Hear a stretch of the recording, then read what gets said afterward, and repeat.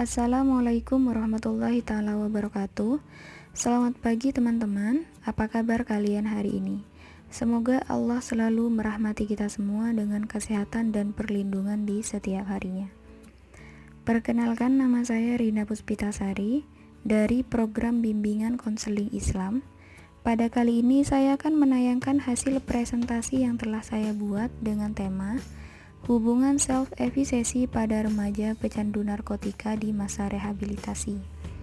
Tapi sebelum itu, saya ucapkan banyak terima kasih kepada yang terhormat Ibu Dr. Jasmini SAG MSI yang telah membimbing sehingga video ini sampai pada kalian semua. Jika ada kritik dan saran untuk video ini, silahkan bisa kalian sampaikan di alamat email di akhir video.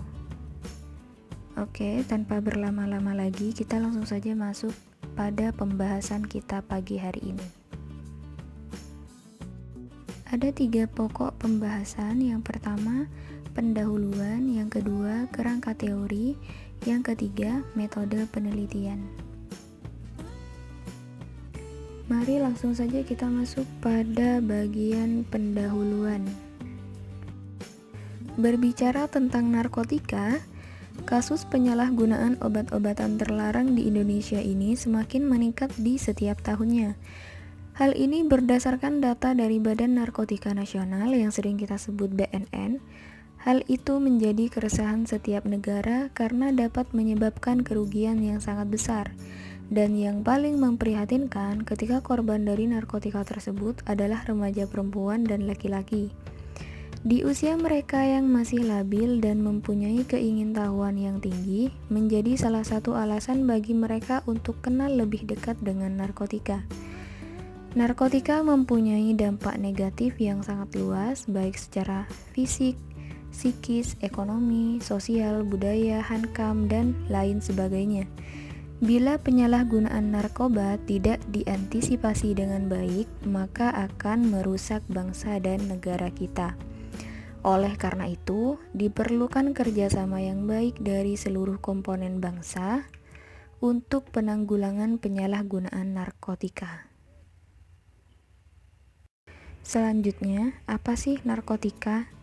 Nah, secara etimologis, narkotika atau narkoba itu berasal dari bahasa Inggris, yaitu narkose atau narkosis, yang berarti menidurkan dan pembiusan.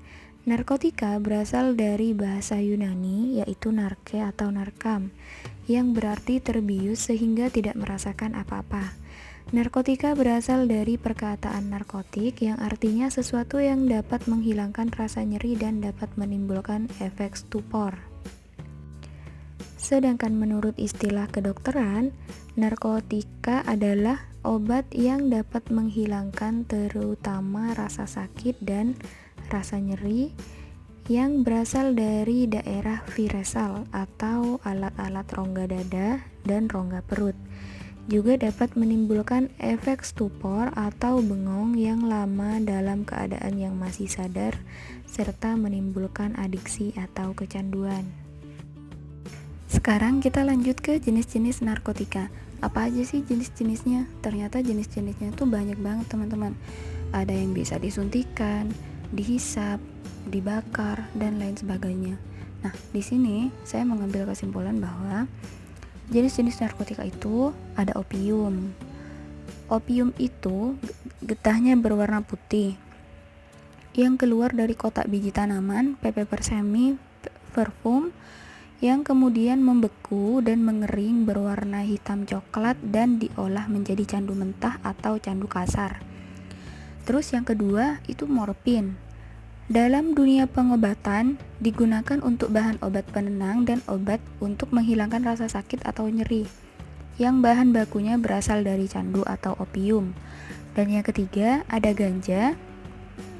Ganja di sini diistilahkan dengan marijuana, yang berarti memabukkan atau meracuni. Pohon ganja termasuk tumbuhan liar yang dapat tumbuh dari daerah tropis maupun subtropis disesuaikan dengan musim dan iklim daerah setempat. Yang keempat, di sini ada kokain. Kokain merupakan tumbuh-tumbuhan yang dapat dijadikan obat perangsang. Kebanyakan kokain tumbuh di Amerika Selatan India, dan Jawa. Dalam penelitian Puji Lestari, di sini dijelaskan bahwa penyalahgunaan narkotika dewasa ini bukan saja masalah sosial, melainkan pula menjadi masalah nasional yang sangat akut. Menurut penelitian ini, hampir 90% korban penyalahgunaan narkotika di Indonesia itu adalah remaja, dan di samping mereka sebagai pemakai juga sebagai pengedar yang berpotensi lebih besar menghancurkan diri sendiri dan juga bangsa. Kenapa lebih banyak remaja? Karena masa remaja itu merupakan salah satu periode dari perkembangan manusia.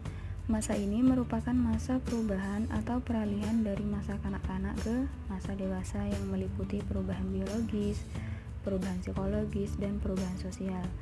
Remaja sering didefinisikan sebagai periode transisi antara masa kanak-kanak ke masa dewasa, atau masa usia belasan tahun, atau seseorang yang menunjukkan tingkah laku tertentu seperti susah diatur, mudah terangsang perasaannya, dan sebagainya. Periode remaja juga bisa disebut sebagai fase pubertas, yaitu suatu periode di mana kematangan kerangka atau fisik tubuh seperti proporsi tubuh, berat, dan tinggi badan itu mengalami perubahan serta kematangan fungsi seksual yang terjadi secara pesat terutama pada awal masa remaja. Kebutuhan lain dari remaja adalah teman sebaya, di mana teman sebaya adalah sangat penting bagi remaja untuk mengenal dunia di luar keluarganya. Namun, dalam interaksinya, remaja sering mengalami tekanan untuk mengikuti teman sebayanya atau yang disebut dengan konformitas yang sangat kuat. Konformitas yang positif dan negatif. Konformitas muncul ketika individu meniru sikap atau tingkah laku orang lain dikarenakan ada tekanan nyata maupun yang tidak nyata. Perilaku remaja menyimpang seperti berbuat onar, mencuri, mengkonsumsi obat-obatan, dan lain-lain perlu mendapat perhatian khusus bagi orang tua, guru, bimbingan konseling, dan pemerhati pendidikan. Pertentangan dan pemberontakan adalah bagian alami dari kebutuhan para remaja untuk menjadi dewasa yang mandiri dan peka secara emosional. Dikutip dari buku Dr. Subagyo, ada 4 alasan kenapa remaja mengkonsumsi obat-obatan terlarang atau narkotika. Yang pertama, itu ada tekanan sosial. Masa remaja merupakan masa pencarian jati diri. Seringkali para remaja mengikuti apapun yang dilakukan oleh teman atau kelompoknya agar diterima dalam lingkaran sosial. Oleh karena itu, jika teman sekelompoknya atau idolanya mencoba hal yang negatif seperti narkoba, mereka pun rentan untuk melakukan hal yang sama agar tidak dikucilkan. Paparan media seperti media sosial, serial televisi, atau film juga dapat memberikan efek negatif lantaran menggambarkan pemakai narkoba sebagai orang yang terlihat keren sehingga rentan diikuti oleh para remaja yang lainnya. Dan yang kedua, pelarian dari masalah. Remaja mendapatkan masalah di sekolah, di rumah, atau pertengkaran dengan pacarnya bisa membuat seseorang remaja merasa tidak bahagia dan mencari pelarian ke hal yang lain. Bentuk pelarian dari ini bisa berujung pada hal negatif seperti narkotika atau alkohol. Narkoba menjadi yang paling sering dipilih sebagai pelarian karena seolah memberikan solusi. Hal ini karena narkoba bisa memberikan efek percaya diri, bahagia, dan berenergi meski hanya sesaat. Padahal jika dibiarkan justru dapat membuat kecanduan narkotika dan berujung pada kehilangan nyawa. Dan yang ketiga, bentuk pemberontakan. Remaja yang berani mencoba hal baru dan menjadi pionir biasanya akan menonjol dan dipandang oleh kelompoknya. Hal itu bisa membuat remaja yang haus akan pengakuan dari teman-temannya untuk mencoba pengalaman baru, termasuk mencoba narkotika. Narkotika seolah menjadi amunisi bagi para remaja untuk bertindak lebih berani dan agresif. Narkotika jenis metapetamin atau yang lebih dikenal dengan istilah sabu dapat membuat remaja bertindak kasar, agresif, atau bahkan membahayakan bagi orang lain. Yang terakhir, ada kesenangan sesaat. Meski awalnya hanya iseng mencoba narkoba untuk kesenangan sesaat dan hanya ikut-ikutan dengan teman-temannya. Namun kebahagiaan semu ini dapat membuat remaja kecanduan untuk mencobanya lagi dan lagi. Agar intensitas euforia itu bisa menetap, lama-kelamaan dibutuhkan dosis narkotika yang lebih tinggi dan lebih tinggi lagi. Akibatnya, mereka akan semakin sulit untuk keluar dari lingkaran setan yang diciptakan oleh narkotika. Oleh karena itu, remaja yang sudah terjebak dalam lingkaran narkotika itu membutuhkan rehabilitasi.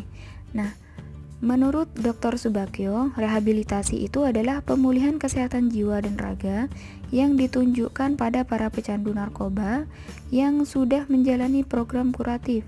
Menurut Wresniwiro, rehabilitasi merupakan usaha untuk menolong, merawat, dan merehabilitasi korban penyalahgunaan obat-obatan terlarang, sehingga diharapkan para korban dapat kembali kepada lingkungan masyarakat atau dapat bekerja serta belajar dengan layak. Lamanya proses pemulihan ini tergantung pada masing-masing residen atau tergantung pada masing-masing permasalahan yang dialami oleh setiap individu. Kesadaran yang dimiliki seseorang bahwa mereka telah kecanduan dapat memakan banyak waktu dari beberapa minggu hingga beberapa bulan atau bahkan tahunan, dan tergantung pada obat yang digunakan serta kemampuan para residen untuk mengatasi kebiasaannya tersebut. Ada beberapa jenis kegiatan yang dilakukan dalam proses rehabilitasi. Yang pertama, ada bimbingan fisik, terus yang kedua, bimbingan mental dan sosial, dan yang ketiga, bimbingan orang tua dan keluarga, yang keempat, bimbingan keterampilan, yang kelima, reintegrasi, dan yang keenam, bimbingan lanjutan, dan yang terakhir ada terminasi. Karena rehabilitasi itu adalah proses kegiatan pemulihan secara terpadu, maka rehabilitasi sosial itu dilakukan di rumah sakit yang telah ditunjuk oleh Menteri Kesehatan. Dan dengan adanya pembinaan dan pengobatan dari rumah sakit tersebut, diharapkan korban dapat diterima kembali oleh masyarakat dan dapat berperilaku lebih baik daripada sebelumnya. Sekarang kita lanjut ke self-efficacy. Di sini Bandura mengemukakan bahwa peran efikasi diri sebagai mekanisme yang mendasari perubahan perilaku, pemeliharaan, dan generalisasi. Menurut Marlet dalam bukunya Bandura, dalam perilaku adiksi, self-efficacy mempunyai peran yang unik, yaitu suatu keyakinan mampu mempengaruhi berkembangnya suatu perilaku adiksi atau sebaliknya. Ia mempengaruhi proses perubahan perilaku seseorang untuk berhenti dari suatu perilaku serta mempertahankan dirinya dari keinginannya untuk kembali pada perilaku adiksi tersebut. Self-efficacy adalah kepercayaan seseorang pada dirinya dalam mengatur, menguasai keadaan, dan mencapai keberhasilan dalam mengatasi situasi.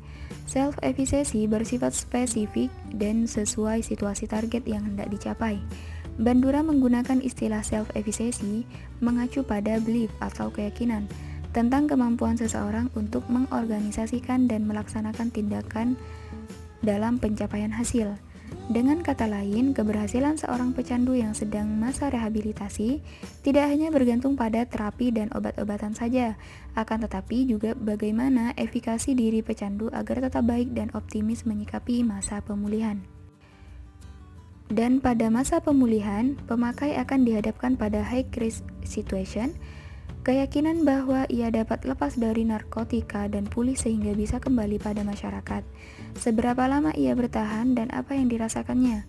Orang yang memiliki self-efficacy yang buruk akan sulit bertahan dalam upaya menahan narkotika, karena ada beberapa situasi yang akan beresiko relapse atau kambuh kembali, dan sebagian dari pecandu tidak akan mempunyai keyakinan lebih bahwa ia dapat bertahan dalam high risk situation-nya. Selanjutnya, ada faktor-faktor yang mempengaruhi self-efficacy. Yang pertama, ada pengalaman menguasai sesuatu. Faktor yang paling berpengaruh pada self-efficacy adalah pengalaman dalam penguasaan, yaitu performa di masa lalu. Performa keberhasilan akan meningkatkan ekspektasi mengenai kemampuannya, sedangkan kegagalan cenderung akan menurunkan hal tersebut, khususnya jika kegagalan terjadi sebelum keyakinan dirinya itu terbentuk. Yang kedua, ada modeling sosial. Self-efficacy seseorang akan meningkat jika melihat keberhasilan orang lain yang mempunyai kemampuan yang setara dengan dirinya. Akan tetapi, self-efficacy pada seseorang akan menurun ketika melihat kegagalan orang lain yang kemampuannya juga setara dengan dirinya. Yang ketiga, persuasi sosial.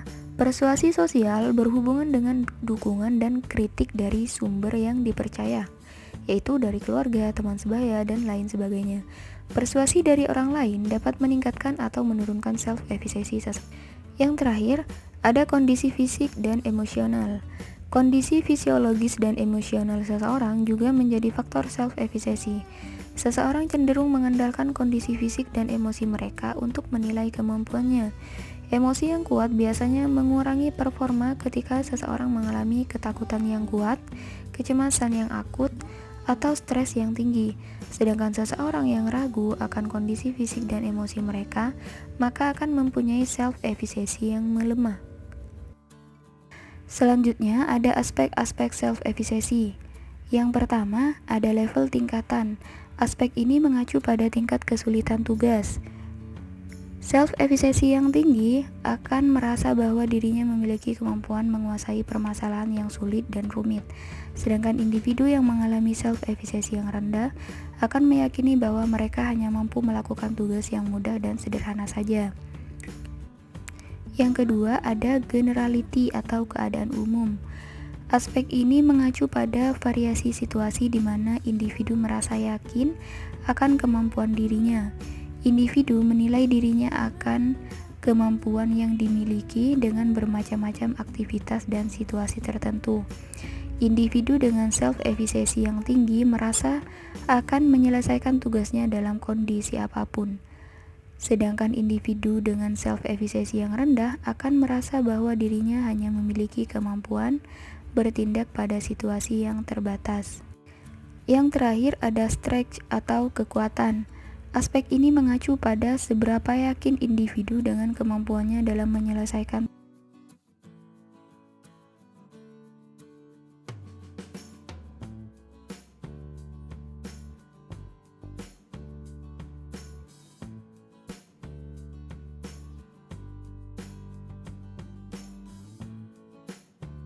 Selanjutnya, metode penelitian yang digunakan oleh peneliti. Di sini peneliti menggunakan pendekatan kualitatif.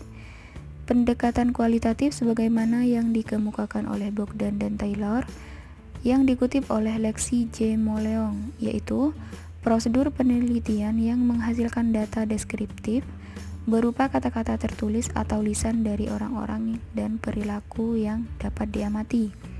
Sejalan dengan definisi tersebut, Kick dan Miller mendefinisikan bahwa penelitian kualitatif adalah tradisi tertentu dalam ilmu pengetahuan sosial yang secara fundamental bergantung pada pengamatan manusia dalam bahasanya dan peristilahannya. Dalam prosedur pengumpulan data, di sini peneliti menggunakan 3 cara, yaitu observasi, wawancara, dan dokumentasi. Observasi yaitu pengamatan dan pencatatan sistematis terhadap fenomena yang diteliti. Di sini Sutrisno Hadi mengemukakan bahwa observasi merupakan suatu proses yang kompleks, suatu proses yang tersusun dari berbagai proses biologis dan psikologis. Jadi, observasi adalah pengamatan langsung tanpa perantara terhadap objek yang diteliti. Yang kedua adalah wawancara. Wawancara adalah suatu percakapan atau tanya jawab yang diarahkan pada suatu masalah tertentu. Wawancara kualitatif dilakukan bila peneliti bermaksud untuk memperoleh pengetahuan tentang makna-makna subjektif yang dipahami individu berkenaan dengan topik yang diteliti, dan pihak interview diharapkan mau memberikan keterangan serta penjelasan. Cara yang ketiga adalah dokumentasi. Teknik pengumpulan data dengan dokumentasi adalah mencari data mengenai hal-hal atau variabel yang berupa catatan, transkrip, buku, surat kabar, dan lain sebagainya. Selanjutnya, teknik analisis data. Ada 3 tahapan dalam melakukan analisis data. Yang pertama, reduksi data. Mereduksi data merupakan kegiatan merangkum, memilih hal-hal pokok, memfokuskan pada hal-hal penting, dan mencari tema dan polanya. Data yang sudah direduksi akan memberikan gambaran lebih jelas dan memudahkan untuk melakukan pengumpulan data. Yang kedua, display data. Display data yaitu penyajian data dalam bentuk paling sederhana atau pemaparan data sebagai kumpulan informasi tersusun dan memberikan kemungkinan adanya penarikan kesimpulan dan pengambilan tindakan. Yang ketiga adalah kesimpulan. Penarikan kesimpulan merupakan hasil penelitian yang menjawab fokus penelitian berdasarkan hasil analisis data. Simpulan disajikan dalam bentuk deskriptif, objek penelitian dengan pedoman pada kajian penelitian. Yang terakhir, ada teknik pengujian keabsahan data. Ada 3 tahapan untuk menguji keabsahan data. Yang pertama, perpanjangan keikutsertaan. Keikutsertaan peneliti sangat menentukan dalam pengumpulan data.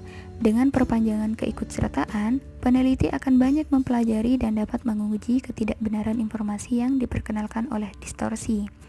Yang kedua, ketekunan pengamat. Mengadakan pengamatan secara mendalam dengan meningkatkan intensitas ketekunan dalam melakukan pengamatan supaya lebih teliti dan rinci, dilakukan secara berkesinambungan terhadap faktor-faktor yang diteliti.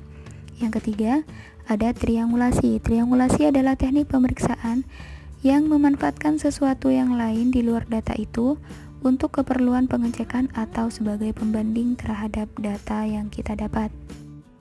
Hanya itu yang dapat saya sampaikan. Kurang dan lebihnya saya mohon maaf. Semoga video ini bermanfaat untuk teman-teman. Wassalamualaikum warahmatullahi taala wabarakatuh. Hanya itu yang dapat saya sampaikan. Kurang dan lebihnya saya mohon maaf. Semoga video ini bermanfaat untuk teman-teman. Wassalamualaikum warahmatullahi taala wabarakatuh.